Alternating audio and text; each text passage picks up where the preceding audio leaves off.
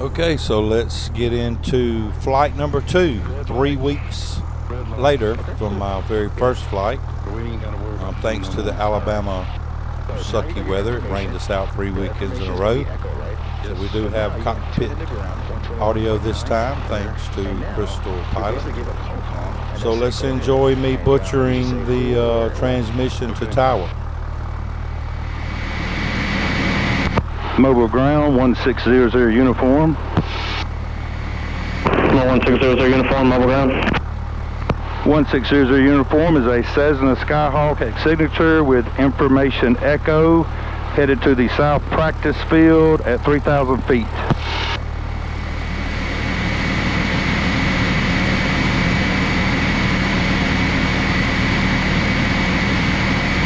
Number 1600 uniform, squawk 0355, departure frequency 121.0. On the go, maintain VFR at or below 3,000. Can you give me an alt? Yep, you did. VFR below 3,000. So alt is 3,000? Yep. 1600 uniform, alt 3000, departure frequency 121.0, squawk 0355, ready to taxi, 1600 uniform. We're not ready to taxi, sir. 33 Bravo intersection, taxi via Bravo. We're not ready to taxi, sir. So you're not ready to taxi? Not ready to taxi. Alright. Okay, uniform, roger, hold position, just advise when you're ready. Hold position, this is uniform. The reason why is because I want you to go over. I just want to go 79 Bravo Bravo, mobile tower, the wind 3. The reason why is because I just want to go over with this with you first. Get yourself set. Alright, so after just misinterpreting and not hearing the tower correctly, there I am just shoving V out of the way. It's really tight in the cockpit here, and we both have to just be very comfortable touching one another because we have no choice. You'll see that throughout the flight. When he takes controls, you know, he shoves me out of the way. When I take controls, I shove him out of the way. But it's just because we're just cool like that, you know. We're two grown men up in this cockpit, so that's just the way it is. So we'll watch me dance the yellow line. Still trying to work on keeping it straight. I'm amazed how a lot of pilots can just stay perfectly straight down that line. I kind of hang to the left a little bit, so at one point here I look like I get pretty good, and it's still you know, right rudder, and started learning to use that brake just a little bit, kind of help me out, but I don't want to ride the brakes because I know it'll wear them out.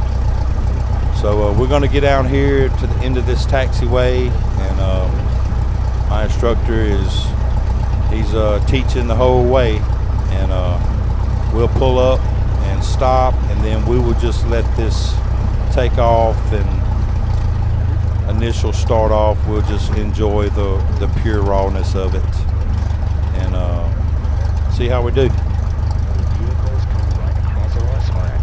Or something like that, we have a lot of time to react, okay? See, the arrow says 33. 33. No, just go straight ahead. Start slow down just a tad bit. Be on the right line.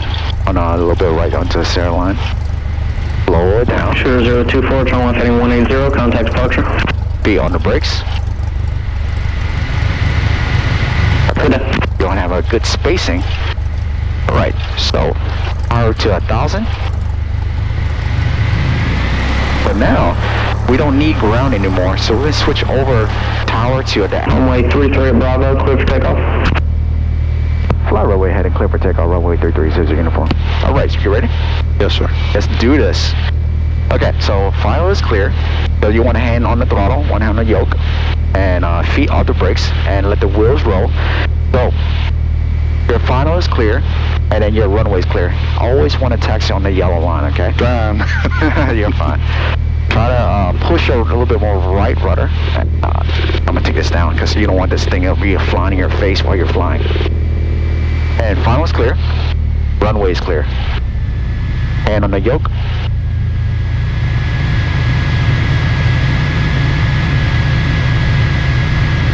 Alright, get your aircraft centered up.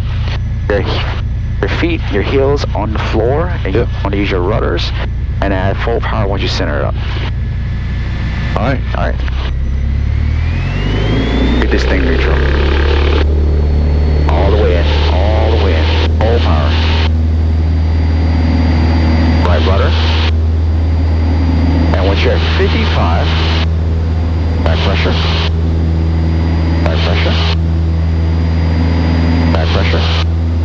And hold right here. It's going to give us the Vy speed right here. Okay. Alright. Don't pitch back in anymore because we're going to stall, okay? Okay. So we're going to click it right at this picture above the horizon. And you want to check for Vy speed. It's going to be 74 knots and you want to just hold it there. All right, V just said something very important that I finally got a grasp on. He kept saying Vy speed 74, Vy speed 74. He said it last time and he said it this time. But I was thinking, you know, we're wide, always keep the speed, the throttle wide open.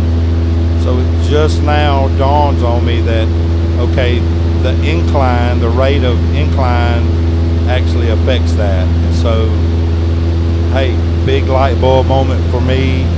I finally realized what he was trying to get me to do and keep my rate of climb to that Vy speed of 74.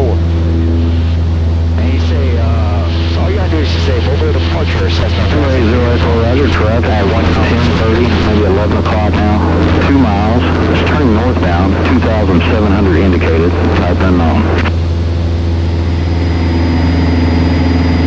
What were you saying earlier? I'm sorry.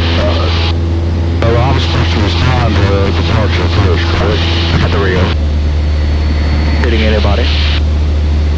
And as you continually turning right, now that Shooter 025, that left is split in two. You ever get your books on studying on like the vertical component of lift and horizontal component? Right. Now that thing is being split in two, where the more you turn, that vertical component of lift is transferring to that horizontal component. But what you're going to have to do is add some of that back pressure in order to hold your altitude. 1,500 indicated. But one, keep on turning, 330. On turning. Shooter And hold this thing back over here. 2 miles, And this observation thing 900 indicated. will let the aircraft just roll into a turn. So, 330. Yeah, I see that. You want to roll out before that. Roger. Plan your rollout. Number 80 Echo, cancel altitude restriction. Alright. Let's give a turn to 150. A right turn to 150. 025, traffic While factor off the maintaining right, this contact altitude. ground tower 118.8.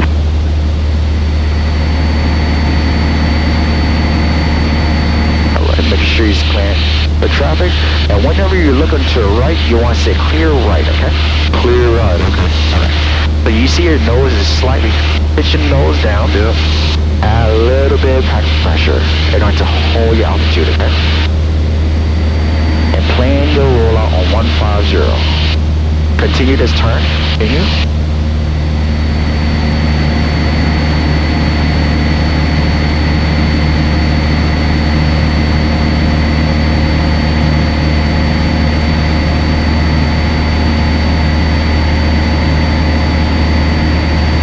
Have you read a little bit book on adverse yaw?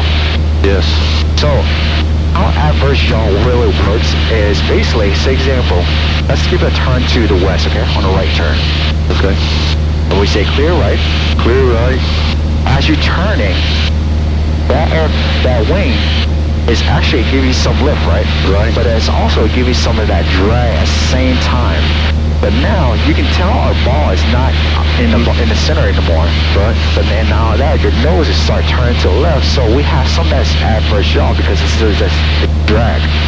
But we gotta give some of that right rudder, a little bit right rudder to help us out for a coordinated turn to keep that ball in the center.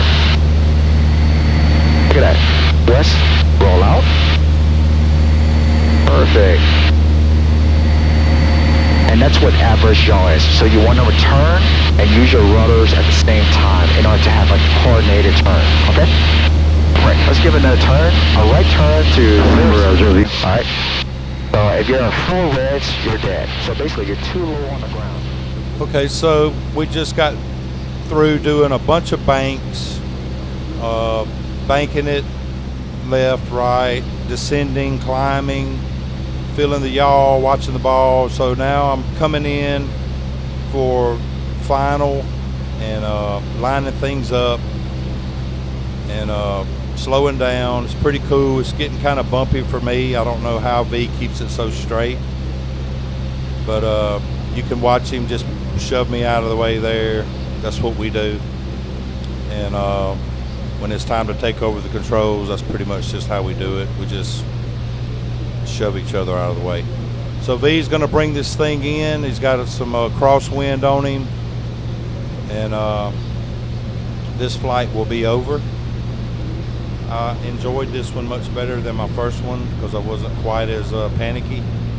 So let's sit back and come on in for the landing. But today, we have a little bit gust factor, so I'm gonna fly the aircraft a little bit faster. It's gonna be at 70 knots. All right, so what I'm gonna do is I'm pushing the nose forward just a tad bit in order to get myself 70 knots. The only thing I'm ever looking at that as far as my landings is basically my airspeed and back at the runway, right? Is my aircraft aligned? Is my airspeed good? Is my flap extended? Everything looks great, right?